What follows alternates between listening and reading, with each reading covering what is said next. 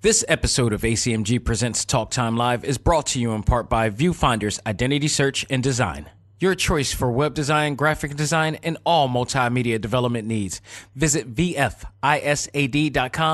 and let us bring your vision to reality. This is Stephanie Shea, the voice of Sailor Moon, and in the name of the moon, you are listening to A.C.M.G. Presents Talk Time Live. Welcome to the show that gives you all the news, views, and opinions in the world of gaming. This is A.C.M.G. Presents Talk Time Live Extras Select Start with your host, Xavier Josiah. Power up and game on.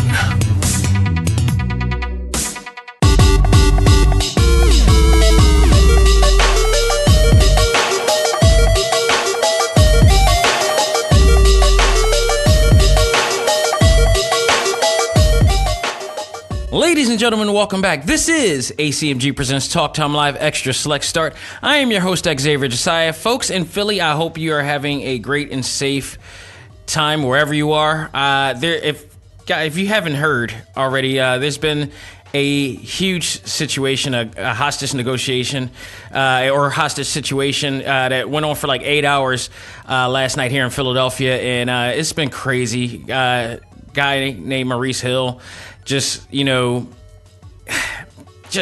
guy took out two cops, didn't kill him, but he took out two cops that was trying to have a warrant for his arrest and, for narcotics.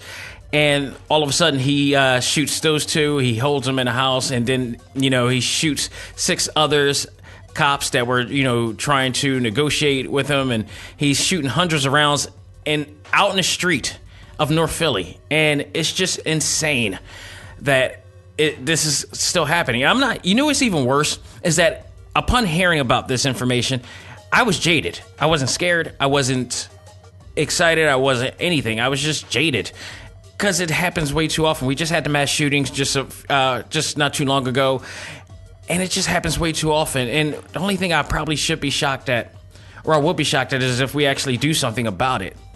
I don't know what this is going to lead to, or how this is going to be settled or handled, but color it any way you want. Something has to be changed. Something has to be worked on. Something has to be done in order to make sure that people don't get these type of weapons in their hands. To me, any weapons, like any firearm weapons, to me is just like that you don't need to have. To me, that's just like what's the point? What's the point? But that's just me. Some people just, once they get the grip in their hand, it's like a whole new ideology takes over them, for their protection and rights to have it and such. And, they don't see what we see out of it a lot of times. So it's an interesting thing. It's an interesting thing. And I feel like it's something that will never be solved, unfortunately. At least not in our timeline. But here nor there. Thoughts and prayers to the officers that were injured in that whole entire situation. About six, actually more than six, that were injured during the process of that. And thank God, there was a bunch of kids also that actually in a daycare center that, thank goodness, they were able to remove them out of that facility and have them in a safety of another area or facility where the parents can get them. It's just, if I'm not a parent, but I would be absolutely frightened as hell by that. But, I'm glad everything finally turned out okay, and everything is now, they got the guy, and we'll see. But something has to be done. Something absolutely has to be done. But I digress. I don't want to, forgive me if I started just on a somber note, but this is just, I had to really say something. It's just unreal. But this is a show about video games, and video games is what we will talk about. So this episode, we will be reviewing a game that I finally decided I wanted to jump onto, and I meant to do it when it first came out, but I'm going to do it this one, and that is NBA 2K Playground 2. And there's a lot of cool things to talk about that. So we'll talk about that in our final stage review there, along with some other things that came out as well, and some other news. But I would want to say, give a shout out to a friend of mine who actually, my friend Pat, he actually, his birthday came by. I, decided to take him out and celebrate with him. You know, I don't get a chance to do so all the time, but because of my schedule and everything. But you know, when it does, it's always good. This Pat was my brother when my brothers weren't around, when my family weren't around. He helped technically raise me, and you know, I could never thank him enough. So I try to do things every once in a while to say thank you to him. But in return, he also does things for me, and it gets on my nerves because it's like, let me be the one to look out for you for once.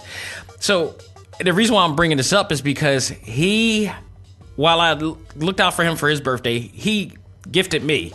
And he gifted me with a quote-unquote modded Nintendo Classic, which you know is probably not a Nintendo Classic.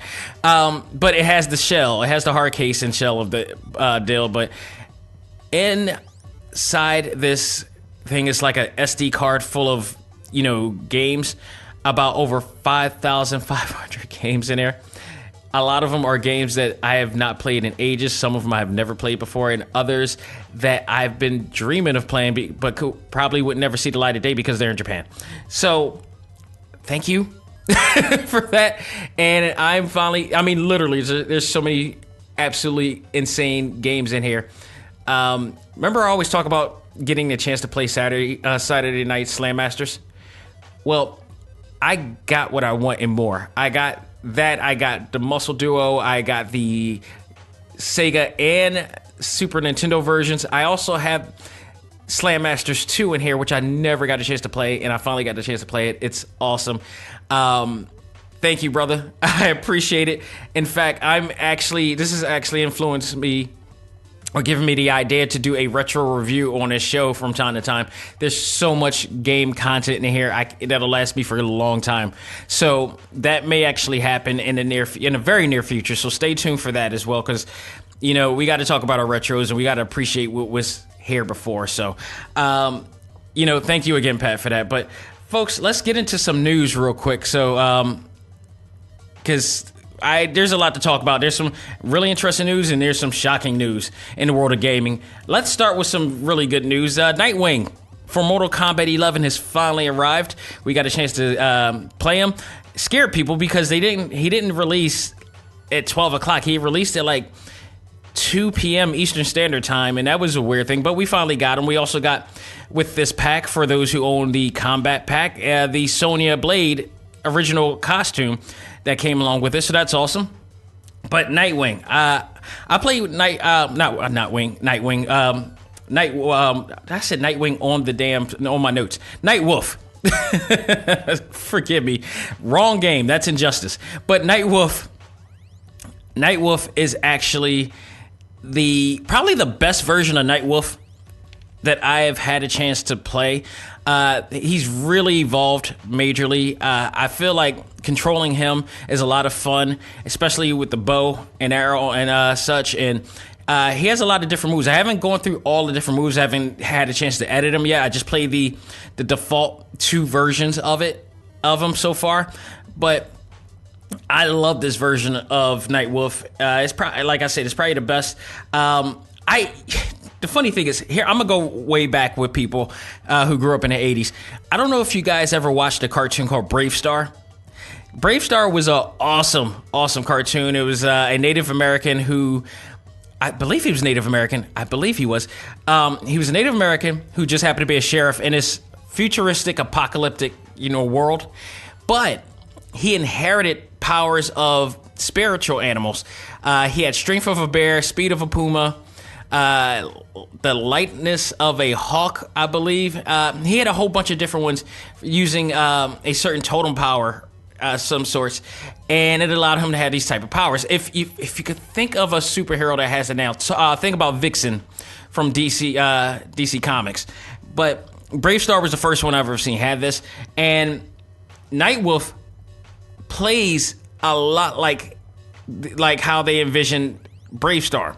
Almost like he's a descendant of Brave Star in here. So I love that aspect. There's some moves in there that brings out spiritual animals. Now, the thing is, when you do those moves, when you do some of the moves like the Hawk move, the Hawk, actually, if you do the Hawk, it's kind of a projectile move that comes out and it attacks. It takes a little bit of energy off. When you do the bear, I have no idea what that does. I don't know if it really it didn't seem like he did extra damage or anything in the actual, gameplay. I don't know. I know he also has the Spirit of the Wolf. Again, I don't know exactly what that does, but when you activate them, they do come out, and you do have some type of a spiritual aura around you when you do. So you had that. As far as his combos is very easy, like 3-hit combos, just hitting Y and X. From there, there's some other ones as well, but they're very easy to pull off. I mean, all of the combos in Mortal Kombat are really easy to pull off, but these, I believe, are a little bit easier because it's just like Y, Y, Y, X, X, X, and I'm playing it from the Nintendo Switch and not the PlayStation 4. But you get it. If it's PlayStation 4, it's triangle, triangle, triangle, or square, square, square. But it's very easy to pull off. You could do some really cool things. He feels very well balanced to me. He doesn't feel heavy. He doesn't feel light. I feel like you could pull off a move very quickly and precise. I really enjoy it. I didn't think I was going to enjoy him because he's not really one of my favorite characters in the Mortal Kombat universe of all characters that they have. But he's a cherished one, I can say that. He has his moments with me, but I know there's a other huge fan base with him as well. So I like him. I thought they did a great job with him. His fatalities is stupid brutal, as you would expect. But the first one, he chops somebody, and he chops you with an axe on the side, and just pulls out your entire front body. It's just mutilates you in all best. It's crazy. The second one I like better because it's a little bit less brutal, but he actually summons the spirit of he snaps your head, and then he just summons the spirit of the actual bear, to which the bear snaps you in half. That pretty much it, quick and easy. So that one, and I forgot about the other first one. He plays axe throw with you, and throws an axe right between your heart and splits it in half. This is not for the weak of heart, kids, or even parents who are listening to this as well. So this is Mortal Kombat, what you expect. So, but that is pretty much it with him. I absolutely enjoy him. I think they're gonna. I think Sindel might be the next one to come out here. I don't know. I want Spawn to come out so bad, but I think I think Ed Boon's gonna troll and drag him to the very end. Plus, not to mention, there are. If you go into, I don't know if you go into your the PlayStation Store or the Xbox Live Store or whatever, but if you go into the eShop and you go in and check out the DLCs, there are 13 DLCs slots in there of people that we're expecting. Now, this is the first pack, so I'm assuming that there's going to be a second pack, and that's when I think we're going to get probably Chronica. We're going to probably get Sector and I forgot the other one. And the other the cyborgs as well, because they're all in the game as well, and you can play them and fight them in a game. So there's no doubt that we're going to get that, and probably some other crazy guests as well. So I just want Spawn. That's all I want, man. I'm so deprived of playing Spawn in a fighting game right now. It ain't funny, and I know how Ed Boon is doing it, and with Todd McFarlane probably monitoring everything about it. Oh man, I absolutely cannot wait. It's going to be awesome. So, if you haven't got it yet, go out of your way to check out Mortal Kombat 11. I believe it's one of my favorite games this year, bar none. One of my favorite games this year. Definitely, I believe, one of the best fighting games this year. I don't think there's another fighting game that's as good as this, at least for this year. I know there's a lot of ongoing games right now, but there's nothing that's competed with this. And probably will not. There's just too much. A lot of fighting games today should really look at what they did with that game and, follow up and try to, emulate some of the things that they've done right in here, the content. Now, the only thing that I feel that's a big negative is the crypt mode. That's the only thing I really hate about that game. The crypt mode is because it's so connected to online access. Now, granted, the recent patches that they had for the game has fixed those stability situations with the game. So I literally was on crypt mode for 45 minutes to an hour, and it did not crash at all. And that's a great thing, because that thing used to crash every single maybe 15, 20 minutes, or if you start going up the elevators or whatnot, it would crash immediately. And it no longer does that. So they have fixed that majorly, and I'm really, I commend them and thank them for that. But the currency factor, that part. I do point out that in crypt mode, I noticed that a lot more chests are used by regular currency and not by the souls or whatever like that. So I think they're starting to balance that off as well through these new updates. So I thought that was really cool, because I have way too much money in game currency, at least, and I got a ton of hearts that I can't use, and I still don't know what the hell I'm gonna use those hearts for. Maybe I'll use them during Tower of Time when I'm trying to unlock certain things, but there's no more, like, once you open up those chests, you can't use those hearts anymore. So I'm gathering so many hearts right now, I don't know what to do with them. So we'll see. But overall, I'm still enjoying the game. I still love it. I love the story mode. I love the arcade mode. The Tower of Time is still fairly fun, all things considered. So, if you haven't, gotten Mortal Kombat 11, man, go out of your way and check that out. Great, just all over great. And not to mention, speaking of Chronica, played by Jennifer Hale, who will be on stage with me in August 25th at the Pennsylvania Convention Center for the Voices of Overwatch, because she plays the role of Ashe as well. If you're looking to check that out, definitely come down to Keystone Comic-Con the weekend of the 23rd to the 25th. If you're an Overwatch fan, if you're a Mortal Kombat fan, you definitely don't want to miss her, as well as Fred Tatasciore, as well as Charlotte Chung, who also are the voices of Overwatch as well. And come down and check us out. We're going to have a great time down there. Not to segue that, but by the way, this is the episode that we will have another question and a chance for somebody to win a 3-day pass to Keystone Comic-Con. So stay tuned. It could happen at any moment. But let's move on to some other actually shocking news. We're going to switch the tone again on this one. I just read about this. This is really crazy. Read about this in an article on IGN. Multiple sexual misconduct allegations were made in this year's EVO 2019. Jeez, no wonder Disney XD didn't pick it up.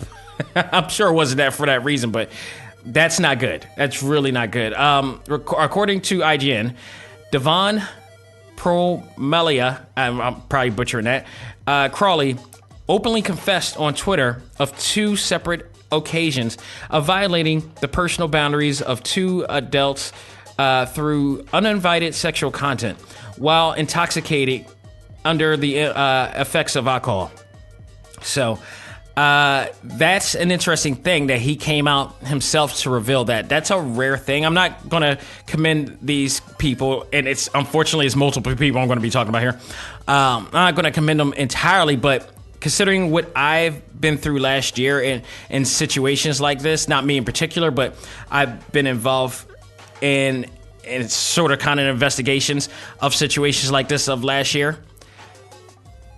And knowing that certain people that was in suspect, certain promoters within this area, in the Delaware Valley area, that was in suspect of, sexual misconduct and has not come forward. This is an actual kind of a breath of fresh air, so to speak, to see that somebody has committed something and they're confessing to it.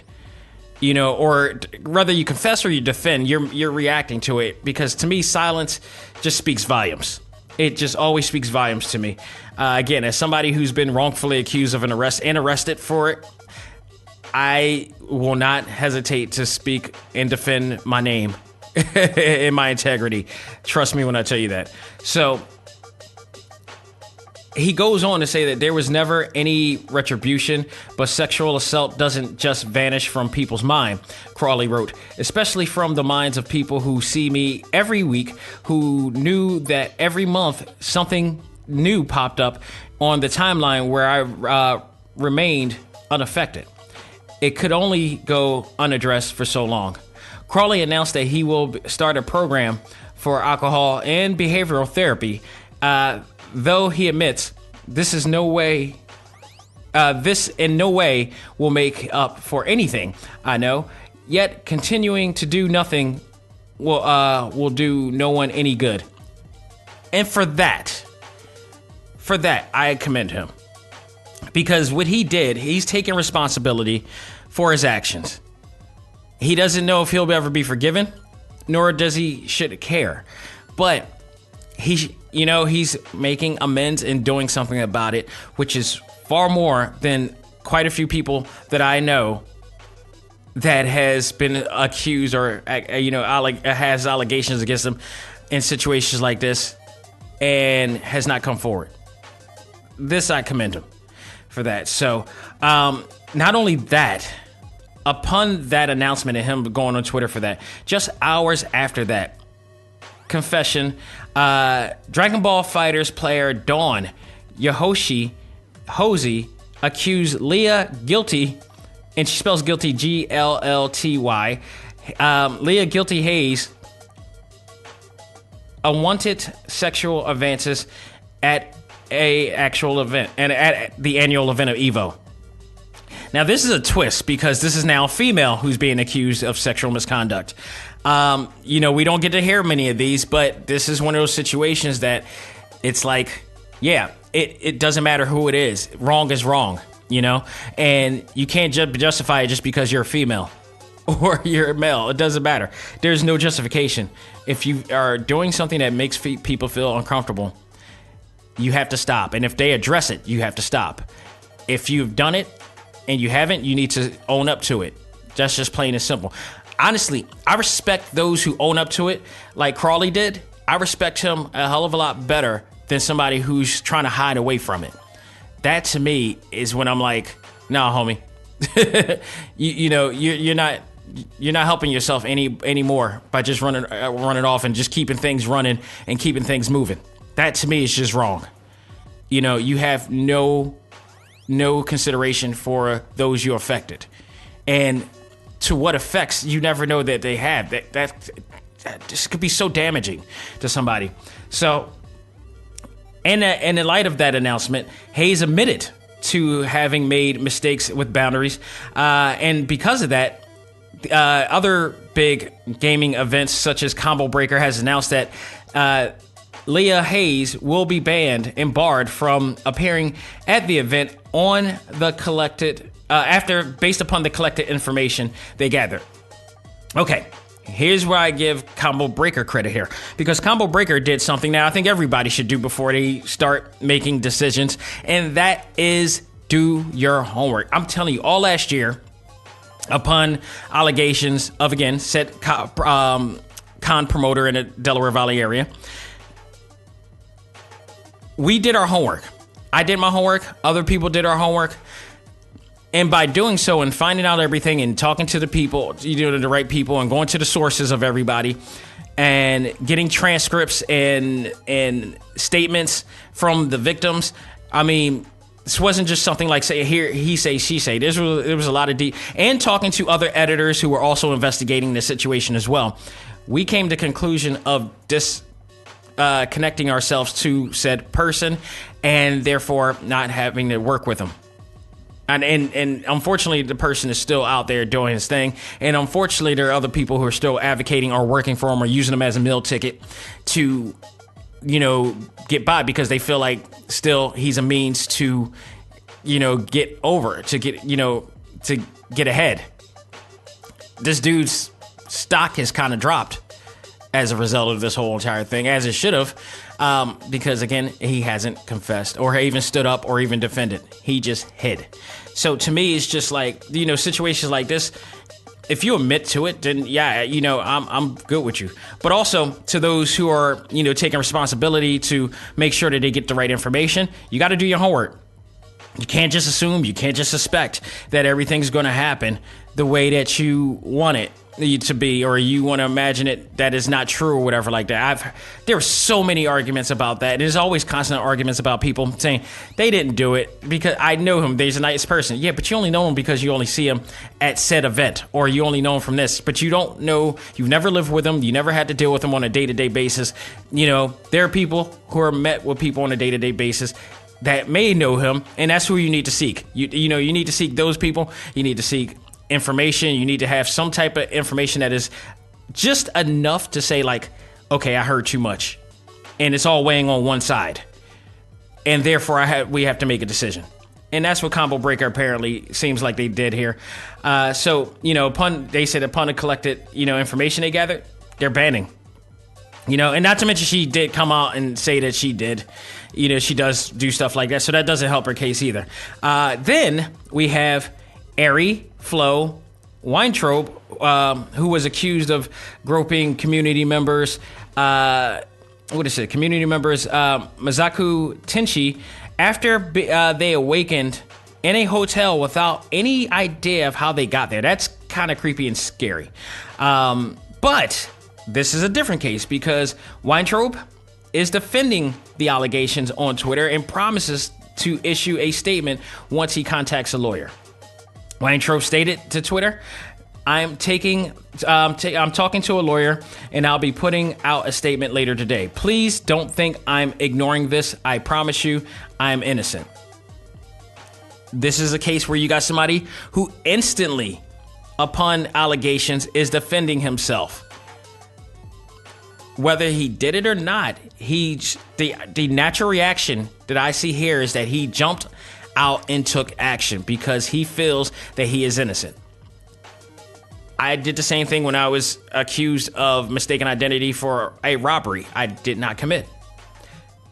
I immediately pleaded my name in my case and defended my name. That's not me. I don't do it. And I can tell you why. I have all the proof. I can tell you where I was during the time it was. It doesn't make sense. So you just based it off of the fact of what I was wearing. That's it.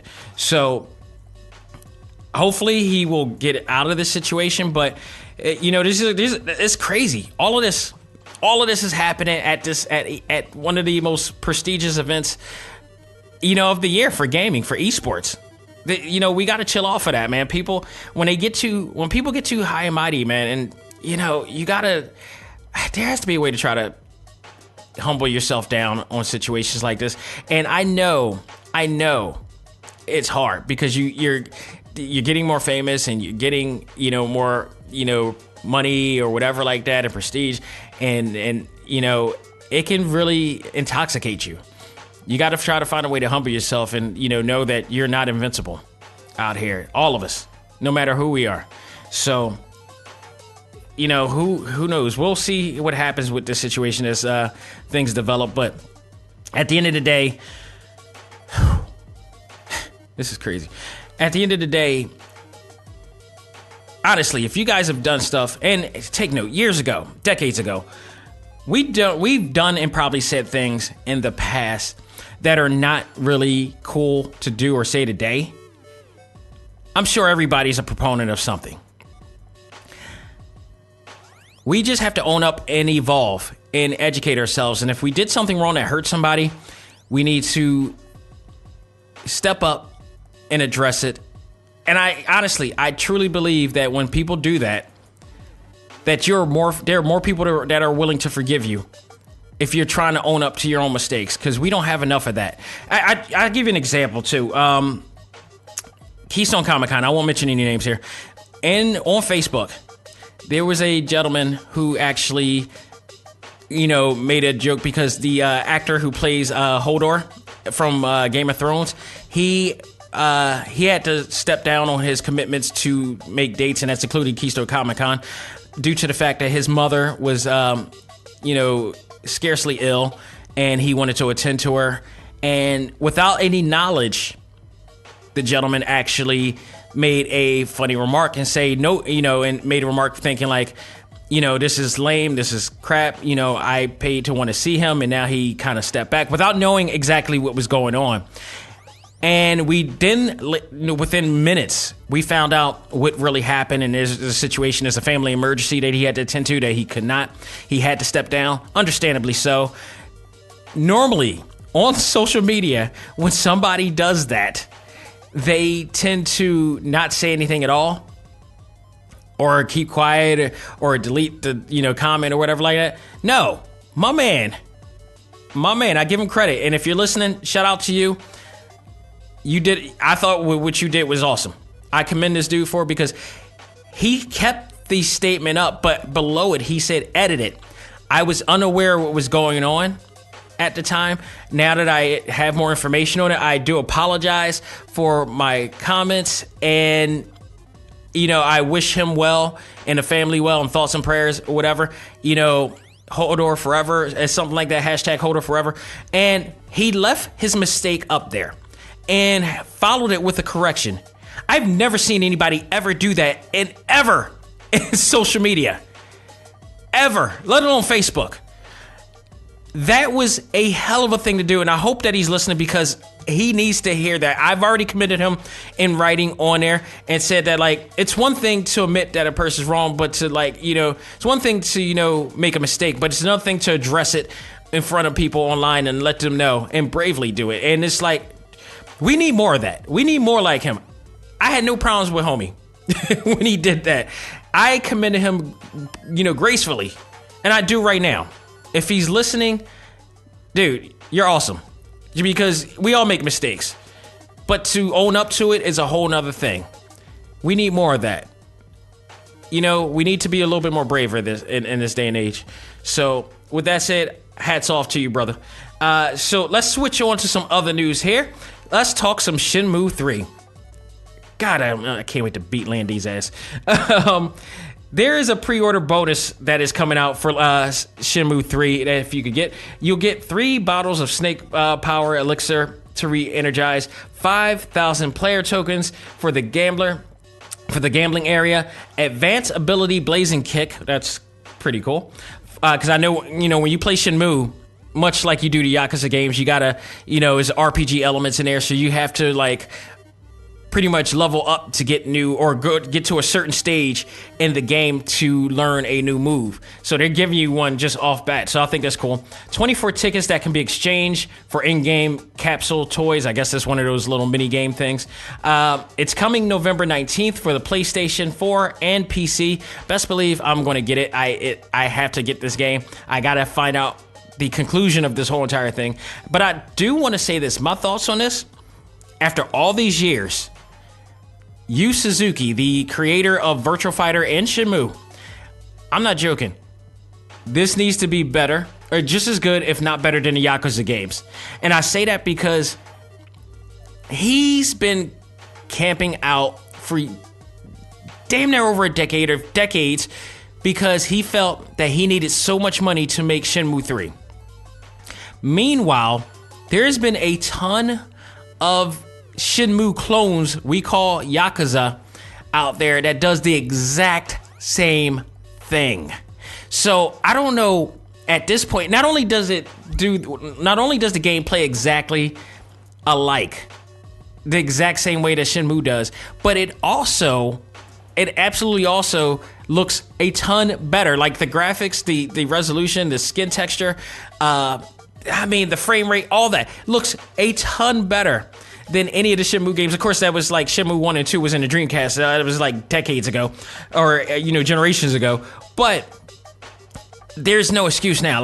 There really is no excuse. That game needs to look as great as Yakuza, and it needs to play better, or if not just as good as Yakuza. Otherwise, it's to me, it's a fail. Because how much money did you really need when the people who created Yakuza did exactly what you've been doing, but did it, better and probably with less budget. So I hope that this game rocks. I hope we get a great definitive conclusion to this game. I hope we finally get to see the fall of Lan Di in this game. I'm very much looking forward to it. I just hope it meets expectations of the fans who played those 2 chapters way back during the not the Super Nintendo, the Sega Dreamcast days, because it was a really great game. It was a groundbreaking game. It's a really, I don't know if it's really one of the, I would say it's a revolutionary open world game. I don't know if it was the first, but it was one of the one. It definitely spawned and created the QTE mode that is played now on everything. So Yu Suzuki is one of the originators of that one as well. So I'm looking forward to that. Okay. We got to get back to some crazy news involving esports here. Fortnite World Champ. The Fortnite World Champ that just won the $3 million, the young kid, 16-year-old, is the latest victim of being swatted while streaming online.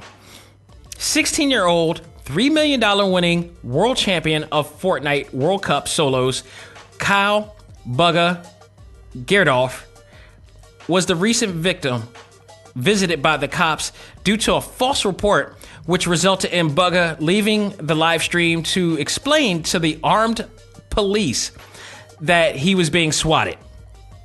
Swatted, for those who don't know, is a form of criminal harassment that consists of people making false accusations on someone only for a group of police or SWAT teams to surround your home. Now, we just talked about this shooting going on in Philadelphia. And it did involve a SWAT team. It involved a ton of different cops, especially because of the officers that were assaulted and shot. Fortunately, Bugga or his family, was not being harmed during this entire situation due to one of the officers recognizing the 16-year-old from the neighborhood. Thank goodness, because this type of idiotic pranking has occurred before. Many times, if you watch TMZ, I mean, you've seen this, people doing it. I don't know who came up with this idea, but it's the dumbest idea and one of the most dangerous ideas that you could possibly come in. Like, you have to really hate somebody that much to do something that stupid. And then you have to be really stupid to do something like that. It's insane. So I mean, celebrities is going through this, and it mostly does occur with celebrities, but and that's including a 28-year-old, if I'm correct. I believe a 28-year-old gamer who got shot and killed because of a dispute over Call of Duty, and the person who was having a dispute decided to call the cops and swatted him, leading to his death. This is the dumbest thing ever, and I feel like when things have changed 2 years ago, it alluded to a whole bunch of other craziness. It just really did. And this is just one of them. We need to chill out with that. People, there has to be a better way. There has to be a better way of thinking. I need a new generation of people, of full thought thinkers, of really good thinkers here. We need to change the way we're doing a hell of a lot of things here. So it boggles me. It really, really boggles me here. So luckily, again, he's fine. He's okay. People need to stop hating. They need to find another way to get through life without, doing stupid things. So I digress. Let's once again change up. The final news that I have is the classic Nintendo game Vice and Kung Fu Heroes makes it to the Nintendo Online Classic. If you own a Nintendo Online, and again, you have the luxury of being able to play some of the old classic retro games, you get a chance to play Kung Fu Heroes. Kung Fu Heroes is one of my favorite games growing up. And it's just, I guess the character design of the game, the sprites of the game is really cool. You got these big-headed, Kung Fu, characters in here, and it was just a lot of fun. So, I mean, if you guys, it's a 2D scrolling, game. Nothing really complex. It's, this is Nintendo era, 8-bit era, so it's very simplistic. But for a Nintendo game, this thing really looked phenomenal. Vice is a game I never really played before, but I am aware of. It's an action game, so those will be available coming soon. It's coming August 21st, because currently right now, the newest games that they got was Donkey Kong 3, Mighty Bomb Jack Special, and Wrecking Crew. Mighty Bomb Jack was already in the online library, but they now have a special version. I haven't played it yet. I don't know what it was. I don't know if it takes... Sometimes the specials... If you guys don't know, like if you wanted to know what's in the Nintendo Online subscription, there's something really cool that goes along with this. It's like they'll come out with games like, say, Ninja Gaiden, Metroid, Legend of Zelda. They'll come out with those games for people to play. But for those who don't want to go through the grind of some of these games, they then release the special version. And the special version can be where it takes you all the way to the last board or the last level for you to go and play. Like, I played the last level of the original Ninja Gaiden. I've never gotten that far. Or is Ninja Gaiden 2. And I never gotten that far, and I finally actually got a chance to get that far. I thought I actually beat that mode, and I hate that game. I beat what I thought was the main boss, only to find out that he turns into something bigger, so I had to fight him again, and I had no energy or no weapons or anything like that. I was just totally drained out. I'm like, son of a... So, but it does allow you to, stick to all that, but it also gives you, some extra power too, from, to help you along the way. It helps to try to make it easier for you to beat the game. So Mighty Bomb Jack has now a special too, so I'm pretty sure it's taking you to the last level and give you some elevation of some sort to help you beat the game as well. They have it for a lot of games in there, so I thought that was pretty cool. So if you wanted to play these old school classic games that you've played before and you never beat them before, and you don't want to go through the grind of playing the games again, they will help you out in this game. And I think that right there is pretty cool. Wrecking Ball is a game I haven't played in a long time. Wrecking Ball is a game I loved, but I didn't play all the time. But when I had to, it was one of those games I had to be in the mood to play. But it's pretty much another rendition of the Mario Brothers. It's like that's all it pretty much was. It was like a Mario Brothers clone, like the original Mario Brothers game. So it was kind of on that play. And a lot of people thought that it was another Mario and Luigi type of thing, but it's not.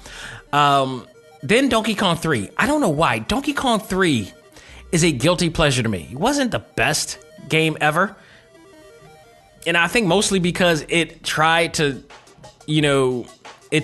push a brand new character, and I forgot that character's name. He's so forgettable. But Donkey Kong 3 involved Donkey Kong being in this flower shop or whatever like that. And this new character that wasn't Mario was using a bug spray to keep him at bay the entire time. And as he's throwing stuff down or whatever like that. And I thought the game design of it was really fun. That's what I thought, but it just never caught fire like Donkey Kong and Donkey Kong Jr. did. But I've always liked it. I thought it was a guilty pleasure. I've always had a fixation of wanting to play Donkey Kong 3. I think just because of the significance of the game and the fact that it didn't get that much heat from fans. And it never came off. It never really popped off. But I've always loved it. So it's out on Nintendo Online right now, along with tons of other games, and they just keep adding on and adding on and adding on. So you guys can go out and enjoy that there. So folks, that will do it. But before I do, it's time for our Keystone Comic-Con quiz question of the week. Let's do this. The first one, I'll explain. But this question will be asked, and upon the right answer, the first person who provides me the right answer along with their legal name that's on their driver's license or state or ID will win a 3-day pass to Keystone Comic-Con coming August 23rd to the 25th at the Pennsylvania Convention Center. You're going to have a great time, trust me when I tell you. So this week, and first before I do that, I would like to congratulate our first winner, and that is Jacqueline Augusta Di Fernando.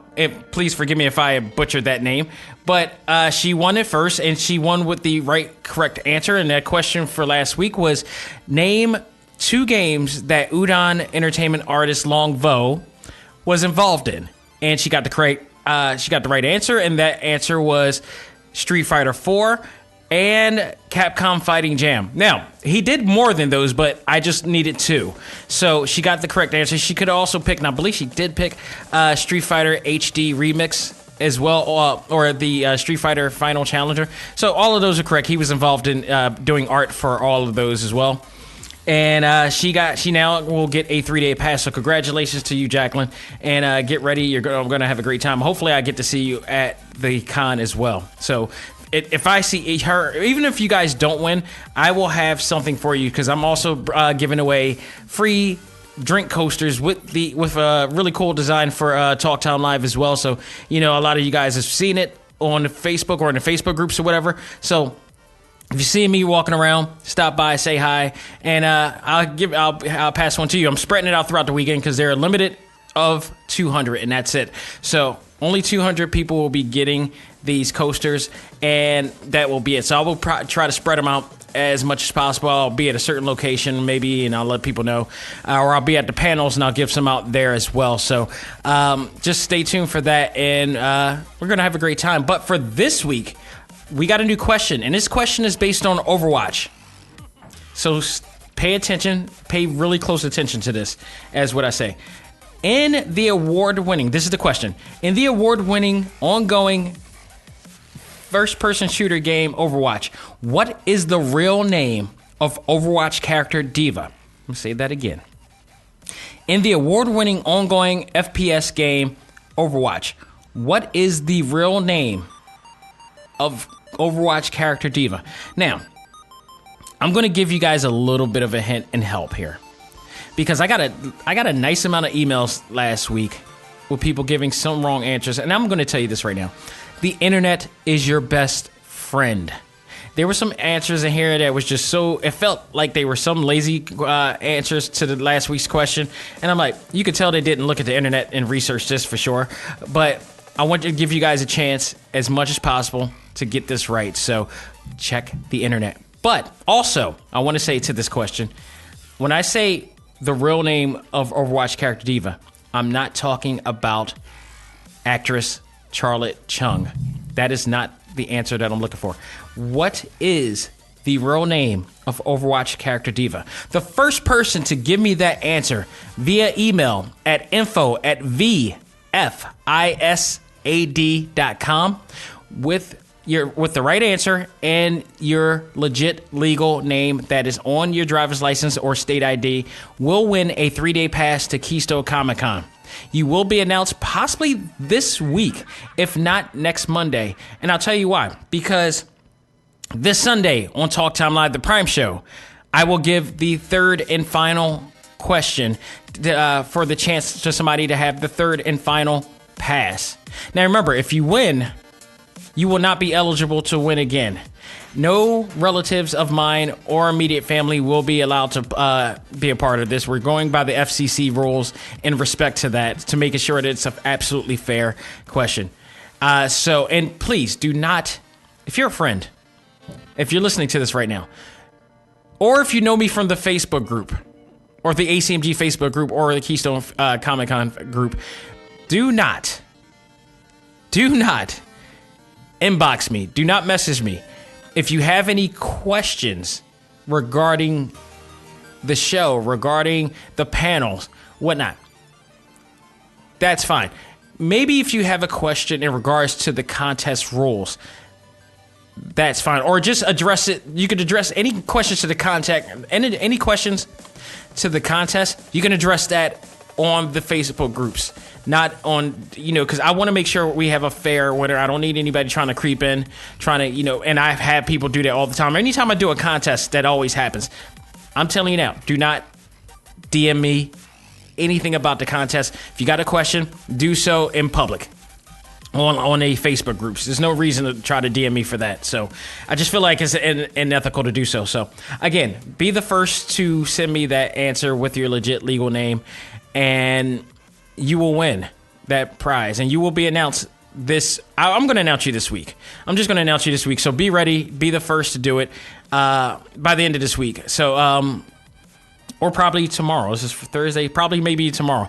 And then I'll do the third and final question on Sunday, into which I will have, if I get the answer right on Monday, but on that Sunday, by Monday, I will announce that winner as well. And we will be on our way. Those three will get their passes, and we're going to have a great time there. So definitely stay tuned for that. But for now, we're going to take a break, come back, and have our final stage review of NBA 2K Playground 2. We'll do that right after this. Ladies and gentlemen, this is Dak Xavier Josiah, the host of A.C.M.G. Presents Talk Time Live, the podcast. You want to catch up with all of our podcast shows and hear from some of the hottest names in all of anime, comics, movies, and games, such as... This is Miley Flanagan, the voice of Naruto. This is Stephanie Shea, the voice of Sailor Moon. This is Ruben Langdon, voice of Ken Masters and Dante from Devil May Cry. Hey there, this is Kyle Hebert, the voice of Ryu from Street Fighter V. This is Chris Battle, character designer of Teen Titans Go. Here's your chance to check out all of that and more on TalkTimeLive.com. TalkTimeLive.com provides all of our ACMG content with new and previous episodes, exclusive interviews, articles, and much more. Visit TalkTimeLive.com and let us help you learn to let go, live life, and love all things ACMG. Talk Time Live.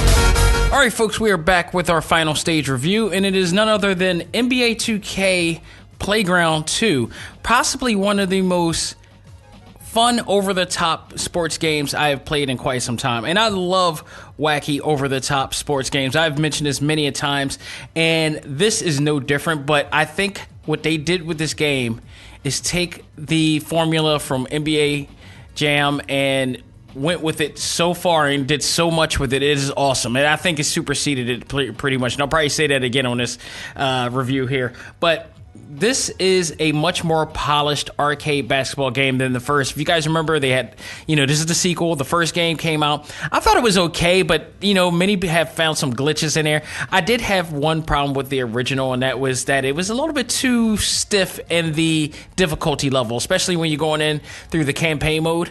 As much the farther you get, it kind of got a little bit worse, but hard to play. But certain modes I just didn't even bother playing. This one, I believe they fixed it. They did a lot of work on this, and really it's just much more polished than it was before.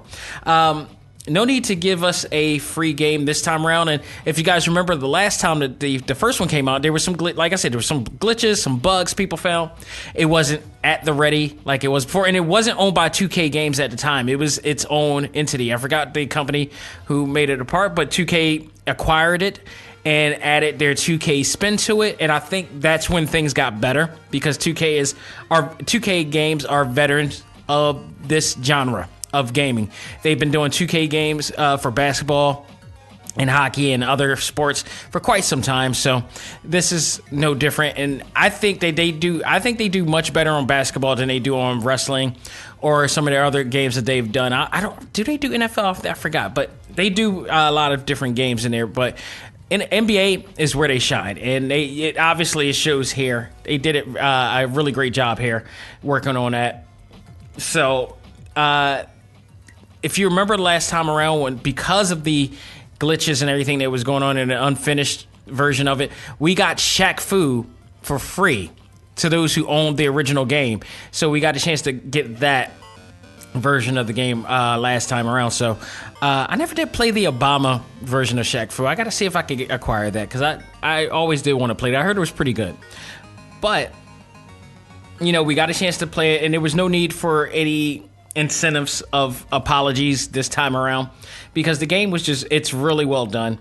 I really absolutely enjoyed this. Once again, the game is a loving tribute to one of the all-time arcade classics, NBA Jam, and pretty much takes the baton and takes it so much further. If you played the classic b-ball game series, you will absolutely be comfortable with this game, because there's a lot of elements. Like I said, it's very formulaic to the original game of NBA Jam. The roster this time has upgraded greatly to over 200 players, from classic legendary NBA ballers like Larry Bird, Moses Malone, Wilt Chamberlain, Shaq, to today's hottest players out there, LeBron, Kobe, Stephen Curry, Kevin Durant, and many, many more. I mean, many, many more. It's really a great roster here. One of the biggest acquisitions in the roster is none other than the legendary man himself, Michael Jordan. I'm sorry, LeBron James is all that, but come on, man. It's MJ. It's always been, it always will be. MJ is like to basketball with Michael Jackson, well, and Prince was to music with, unfortunately, I hate to give him credit, what Hulk Hogan was, screw him, what Ric Flair was to to wrestling. You know, it just goes on and on. He's an icon, an absolute icon in the game. And I mean, there's many more games now that have him, but I remember there was a time where Jordan would not allow his person to be in every game. He damn sure, especially when it comes to NBA Jam, he was never in an NBA Jam game. I don't recall ever seeing him in an NBA Jam game ever. So to have him in this game is very special because now we get to play him, and we get to see him do his not only his classic dunks, but these really crazy over the top, you know, it will never happen in reality type dunks in here. So it's really awesome. And also get Larry Bird in here. So now you got Larry Bird and Michael Jordan in here. If you guys remember, there was always the classic pairing and rivalry of the two. You know, you played the one-on-one Jordan versus Bird. I remember playing that on the Genesis because back in the day, I used to play that game as bets. And I used to be really good in that game because I knew all the angles of where to hit a three-pointer. So I kind of, like, no matter whether I played as Jordan, I knew where to go. But playing Larry Bird was better because you always get the three-pointers. So it's always, you know, always play the best. It's like you always get the three-pointers. I always know exactly the right timing of how to, you know, steal the ball and get it right. So it always worked out for me. And I rather got some great money or some great items betting against friends. Haha.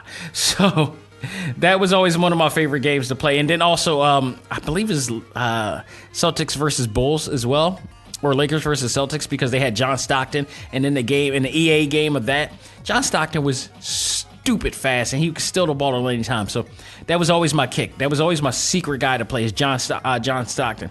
That's always because I became a fan of him instantly because of that game.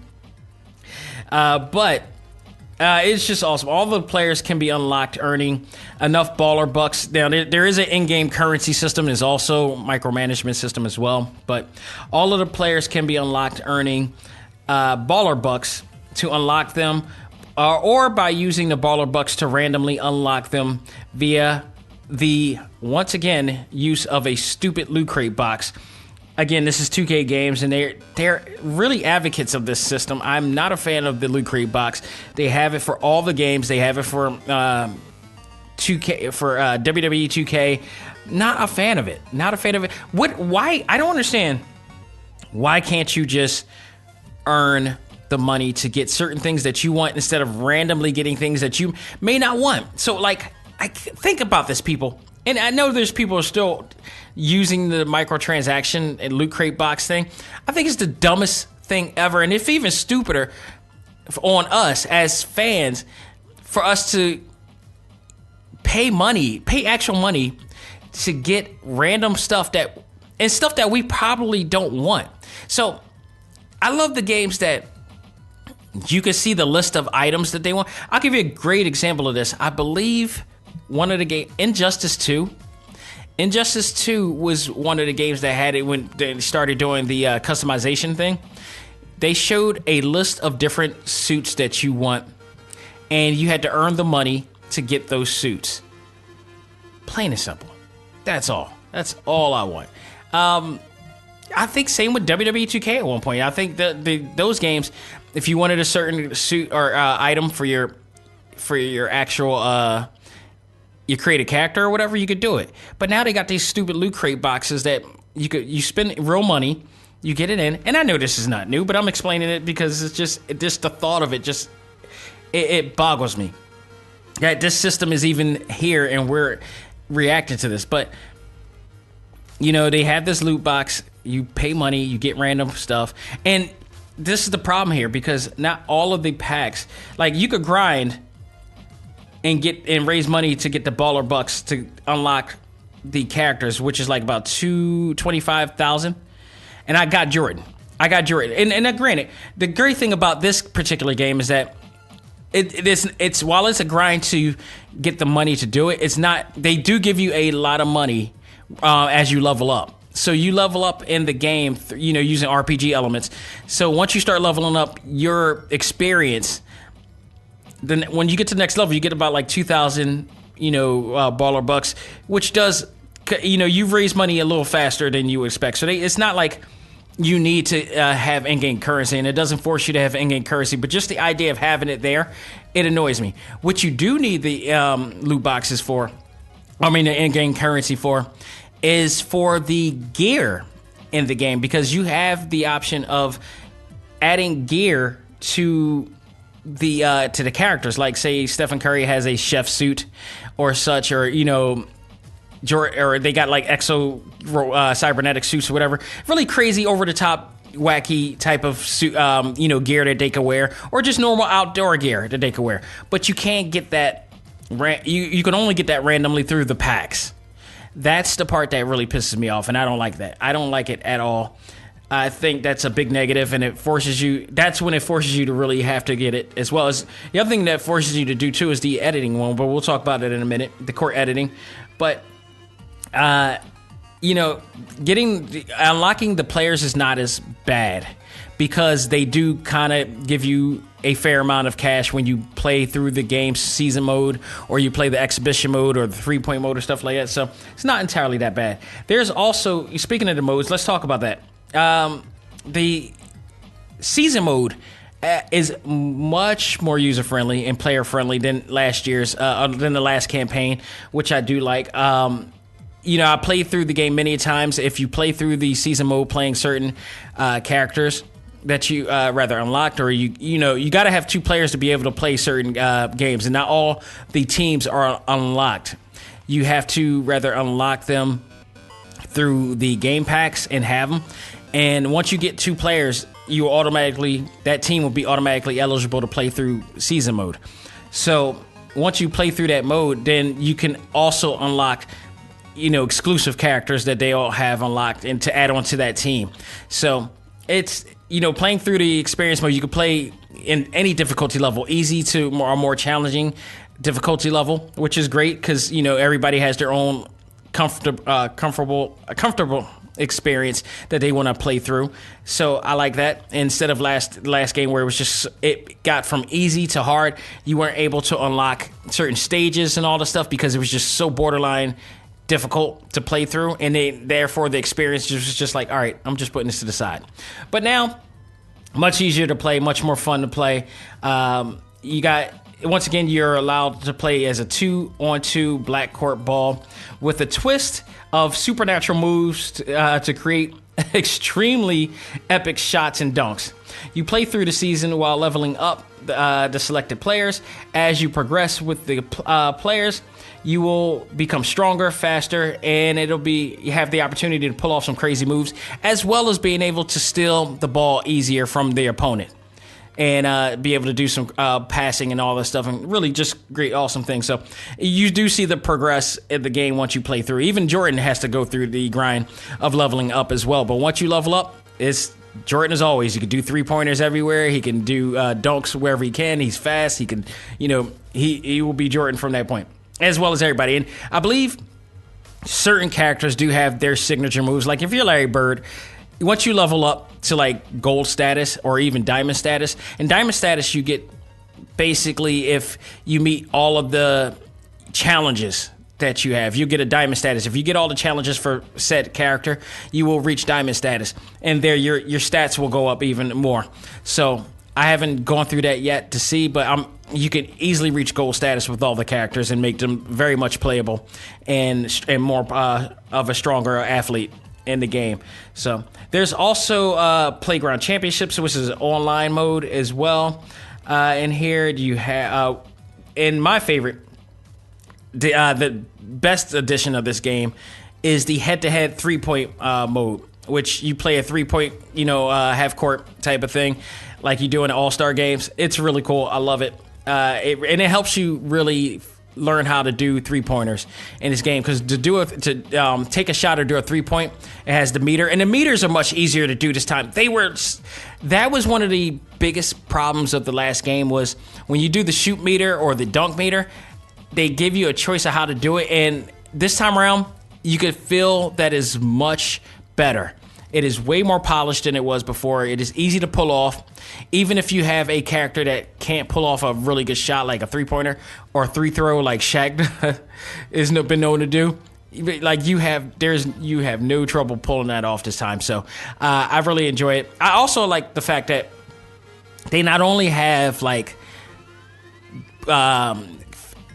characters that play in one team, they got the characters that play in multiple teams. Like Will Chamberlain played for the Lakers, but he also played for the Sixers as well. So they got a Sixers version, they got a Lakers version, I believe. They also have Scottie Pippen, who also played for the Bulls, but he also played for, I forgot the other team that he played for as well. So they got different versions of these characters playing in different teams as well. So I thought that was really awesome in the game. So it really pays tribute to the history of the NBA as well. The only thing I did wish they had was a slam dunk mode. I really wish that they would add that mode to it, because if they're going to go with the All-Star game with 3-point mode, come on. You imagine the things you could pull off really cool that you played, and get some type of a leveling up in ratings to how you dunked and how you did that mini game. That would have been so awesome in there. So they also have the game's replay value, which is also court editing mode,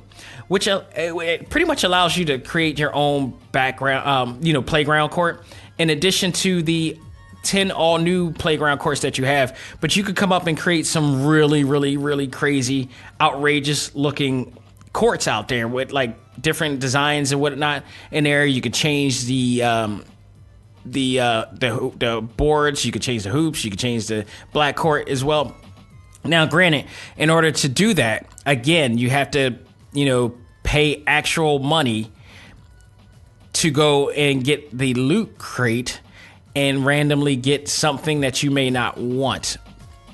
That's the only bad part. Now, I did that once just to test it out, but I got stuff that I didn't want. Some of it was like Christmas themed, and other things were just really weird. And it's like, okay, they got to find a better system.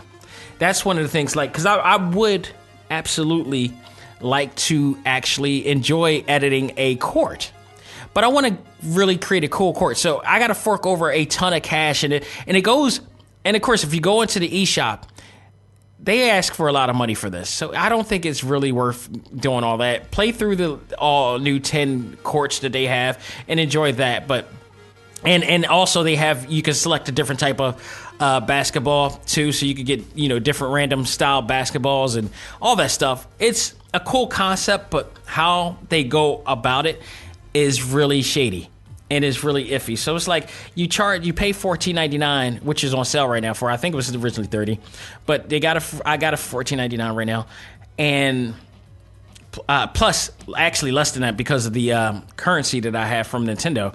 But it's just you're going to wind up spending a lot more, and then I got to ask, is it worth it? Despite the fact that they give you a lot of content in this game, is it really worth it? Because you wind up, without doing the math, if you refuse to do the math and don't prepare to do the math, you're probably spending over $100 on one game that was like $30. So think about that. Just use your critical thinking for a second on that. You also have the ability, like I said, I mentioned the gear and everything, but unfortunately, there's some negatives to it, and my only negatives to that is just, the editing content right there. I mean, that's the one big thing that I think there's a negative to this game, is the whole entire randomly, getting the microtransaction situation. That to me is just, that's But thankfully, it's not forcing you to go about that route. It's just saying, if you want to go extra with this game, with this really cool game, then you're going to have to fork over cash. I think that's just the wrong deal. I think they should have a season pass like everybody else. I think they should provide certain content that you can have. I just think it's really a cheap way of doing this process and allowing people to really truly enjoy what great things this game has. And I think they dropped the ball on that point. But the other thing that is kind of a negative, and it's not entirely a big deal, but it's a noticeable nuisance, is when you're backing out of certain modes, the game tries to connect to the online server to refresh, which can take longer than a minute to do. And that to me is one of the things. But if you just take away those two negatives, the game is a hell of a lot of fun. If you don't it allows you to enjoy the game without having to spend money. And that's a relief. But I do think that they dropped the ball in allowing you to enjoy the game in full. So overall, this game is a ton of fun for hardcore NBA fans and casual fans alike. If you're an old fan of the NBA Jam thing, this game is worth getting. I could definitely say that. The gameplay is much more simplistic and relaxed than most basketball games out there. A really easy pick up and play game to enjoy, as well as to customize as well with your own feel. The huge roster, over-the-top presentation, and the option, and the commentary is really good too. I gotta say, the commentary is also really good if you like to listen to commentary in the game. The game options make this a worthy successor of the beloved NBA Jam series. So it actually supersedes it. So with that said, I give it actually a B+, believe it or not. Despite the minor, microtransaction systems and everything, if you cut that away, it's a really fun pick up and play game with all of your favorite and legendary characters and athletes in there from the past, present, and future. So go out of your way to check it out. It is actually on sale right now, I believe. I don't know how long it's on sale for on the eShop, but go out of your way to check it out. It's worth it. It's much better than the first, and I enjoyed it. And I'm not a basketball fan by any stretch, but I am very familiar with a lot of the characters and a lot of the athletes in the game. And I just love wacky, over-the-top sports, as you know. So go out of your way to check it out. It's awesome. Folks, that will do it for this edition of Select Start. I hope you guys enjoyed it. Again, this Sunday, we're pretty much down. The summer's pretty much almost over. Back-to-school commercials are coming out. There's a lot of back-to-school sales coming. It's over. It's time to talk about the best blockbuster movies of the summer, and maybe the worst too, because there were some bad ones too. So I don't need a crystal ball to probably predict which is going to be, but I'm going to pick the top 5 best blockbuster movies of the summer that we got to enjoy, because I got to see a lot of really cool movies, and probably ones that I didn't like either. So we're going to talk about. I got to really go back and research which ones that was, but I think there was a movie that I watched that I was just not happy with. But I'll go back and talk about that. But that's going to be the talk topic of the week this week. So stay tuned for that. But also, we will be having our final actual contest question for that week too. And that's only because Keystone Comic-Con is next week. I won't even have a show next week. I possibly will have maybe a Select Star show, but if not, it will probably be due to the fact that I am prepping things up for the panels at Keystone Comic-Con, and I am getting ready. And that whole entire weekend, I'm going to be doing all things, everything Keystone Comic-Con. So there will not be a main show next week at all. Because Sunday, I will be doing the Overwatch panel, which will be at 12:45. Now the time has changed. It'll now be 12:45 to 1:45. Talking with Fred Tatasciore, with Charlotte Chung, and Jennifer Hale about all things Overwatch. So that panel is going to be happening. Tom Holland's panel will be at 10 a.m. So best believe I'm going to be there for that as well. He will be there also the entire day, signing autographs and everything. So stay tuned for all of that and much, much more. So there's going to be a lot of things going on that weekend in the city of Philadelphia. This is the biggest event for fans of all things anime, comics, movies, and games in the Delaware Valley, not just Philadelphia, in the Delaware Valley, bar none. I'm looking forward to it. Again, thank you to the people at Repop. They've been phenomenal for Talk Time Live here, and myself and A.C.M.G. A.C.M.G. will never be represented better than it is this year. I don't know how we're going to top it again, but I got a feeling we will. So, again, thank them and all their help and all their hard work and everything going over there. I know they're busting their asses over there. Talk to them on a normal basis. And they are working their tails off to try to supersede what they did last year. So I'm looking forward to it. But again, this Sunday, stay tuned. The last question will be announced. We'll have a final question for you. Remember, guys, email me at info@vfisad.com for the right answer with your legal, legit name on a driver's license and state ID. Can't stress that enough. First person to get it will be announced probably tomorrow, if not sometime this weekend, or if not just Monday, along with the other person who answers the final question. So stay tuned for that. And thank you all for listening to this show. Thank you again. If you want to listen to more episodes, including our exclusive interviews of some of the best in all of our favorite fandoms, you can reach us on TalkTimeLive.com. Go to TalkTimeLive.com/exclusives as well. And, you know, we will absolutely have some great interviews with some of the best in there. So stay tuned for that. You can also follow us on iTunes, iHeartRadio, Stitcher, Google Play, and Podbean as well. So, folks, that will do it. On behalf of myself, this is Dak Xavier Josiah saying, learn to let go, live life, and love all things anime, comics, movies, and games. This is A.C.M.G. Presents Talk Time Live. I am out of here. I will talk to you on Sunday. Take care.